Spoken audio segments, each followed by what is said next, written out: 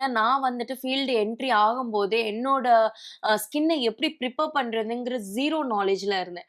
நான் அதுக்கு முன்னாடியே ஒரு த்ரெட்டிங் கூட எடுக்க மாட்டேன்.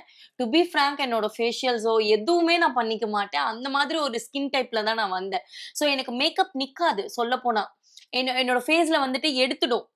பிரஷ் வச்சாலே வந்துட்டு எடுத்துரும். என்னோட ஃபேஸ்க்கு வந்துட்டு மேக்கப் அக்செப்டே ஆகாது. ஒழுகி வந்துடும். ஸோ இந்த மாதிரிலாம் இருந்தது. எனக்கு வந்துட்டு எ அ இது அப்போ செம்பருத்தி அப்போ எக்ஸாக்ட்டா வந்துட்டு மக்களோட மனசுல ஃபர்ஸ்ட் ஸ்டார்ட்டிங் எப்படி இருந்ததுன்னா, ஷபானா அதாவது அ அ lead. Parvathy character and Aadhi character.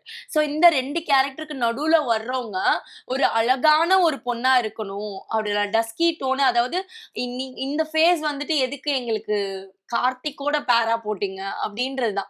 அவங்கள பொறுத்தவரைக்கும் இவங்க கிட்ட என்ன பொட்டன்ஷியல் இருக்கு, அத எப்படி வெளிக்காட்டுவாங்கன்றது வந்துட்டு ஸ்டார்ட்டிங் ஸ்டேஜ்ல தெர்ல.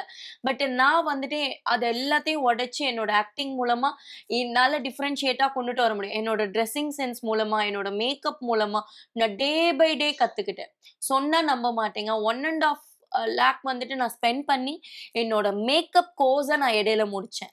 அதனால தான் என்ன அந்த மேக்கப் ஃபீல்டுக்குள்ளறயே நான் வர்றதுக்கு அந்த கிரிட்டிசைஸ் தான் காரணம். ஸோ அதுக்கும் நான் ஒரு தேங்க்ஸ் நான் சொல்லிக்கிறேன். ஏன்னா அந்த மாதிரி ஒரு கிரிட்டிசிசம் இல்ல அப்டின்னா, என்னால இந்த ஃபீல்டுக்குள்ளார நான் என்னால என்ட்ரி கூட ஆயிருக்க முடியாது.